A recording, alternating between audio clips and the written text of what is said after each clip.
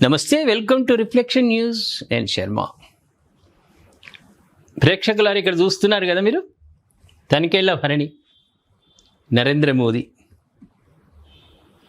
ఎక్కడ కలుసుకున్నాడు, ఎందుకు కలుసుకున్నాడు అంటే ఆదివారం రోజు మోదీజీ పర్యటనకు వచ్చిండు, హైదరాబాద్ పర్యటనలో.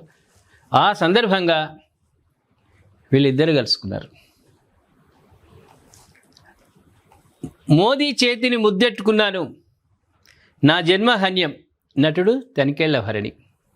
నాలోన గలడు శివుడు, నీలోన గలడు శివుడు అంటూ ఒక అద్భుతమైనటువంటి పరమేశ్వరుడి గురించి కీర్తనలు చేసే భరణి ఇవాళ ఒక అద్భుతమైన కామెంట్ చేశాడు. ఏం కామెంట్ అంటే, వివేకానంద స్వామి, రాముడు, శ్రీకృష్ణుడు, ఆది శంకరాచార్యులు, అటువంటి వాళ్లను మనం చూడలే. రాముణ్ణి వీళ్ళని చూడలేదు, మనం విన్నాం. కానీ ఈ అన్ని రూపాలు ప్రేక్షకులారా, రాముడు, కృష్ణుడు, ఆదిశంకరుడు, వివేకానందుడు, వీళ్ళందరూ కలిసి నరేంద్ర మోదీలో ఉన్నాడు. నరేంద్ర మోదీ రూపంలో వచ్చాడు.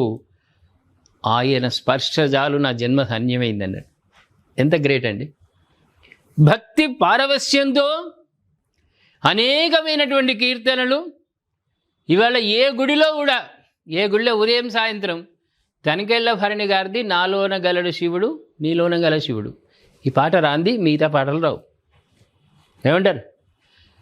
అటువంటి భక్తి పరాయణుడు ఇవాళ మోదీజీని, ఆయన కరచాలనంతో ఇంత గొప్ప స్పందన వచ్చింది అంటే మోదీజీ మామూలు వ్యక్తి? ఒక యుగ పురుషుడు. నరేంద్ర మోదీజీ యుగ పురుషుడు, దాంట్లో సందేహం లేదు. ఎవరైనా పార్టీలో విమర్శిస్తే విమర్శించవచ్చు, అది వేరు పక్కకు పెట్టు. ప్రపంచమే గుర్తించినటువంటి వ్యక్తి. ఇంకొన్ని రాష్ట్రాలు గుర్తిస్తారు అతి త్వరలో. వాళ్ళు కూడా పశ్చిమ బెంగాల్లో గుర్తించిండ్రు, మిగతా రాష్ట్రాలలో కూడా గుర్తిస్తారు. ఏమైనా కొద్ది ఒకటి అర ఉన్నాయంతే. అట్లలో గుర్తించిన రోజు మొత్తం భారతదేశం అంతా కూడా సనాతన ధర్మం వర్ధిల్లుతుంది. ధర్మం ఒక పాదం మీద ఉంది. ఇంత రాష్ట్రాలు వస్తే ధర్మం మళ్ళీ 4 పాదాల మీద నడుస్తుంది. ఏమంటారు?